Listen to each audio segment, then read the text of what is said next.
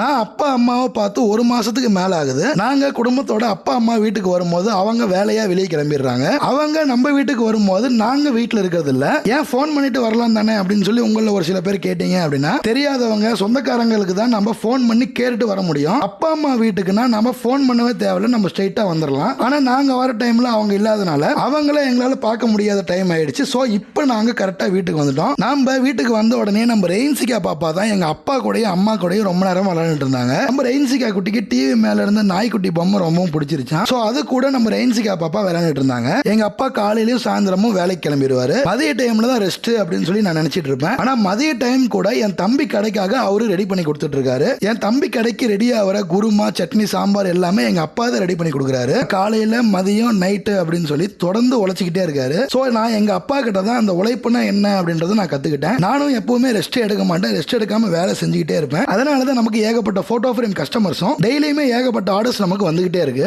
நிறைய பேர் என்ன கான்டாக்ட் பண்ணி எங்க அப்பா அம்மாவோட பழைய போட்டோ என்கிட்ட இருக்கு, அதை நீங்க புது போட்டோ மாதிரி ரெடி பண்ணி தர முடியுமா அப்படின்னு சொல்லி கேட்டிருக்காங்க. பாருங்க, இப்படி பழைய போட்டோவா நமக்கு வந்த போட்டோஸ் எல்லாமே இந்த மாதிரி புது போட்டோவா நம்ம மாத்தி கொடுத்துக்கிட்டு இருக்கோம். நம்ம கிட்ட ஏகப்பட்ட ஆர்டர்ஸ் இது மாதிரி தான் வந்துகிட்டே இருக்குது. ஸோ உங்களுக்கும் உங்க பழைய போட்டோவை இதே மாதிரி புது போட்டோவா ரெடி பண்ணி தரணும் அப்படின்னாலும், இல்ல உங்க குழந்தைங்க போட்டோ இல்ல உங்க ஃபேமிலி போட்டோ இதே மாதிரி போட்டோ ஃப்ரேம் பண்ணணும் அப்படின்னாலும் இந்த வாட்ஸ்அப் நம்பருக்கு மெசேஜ் பண்ணுங்க.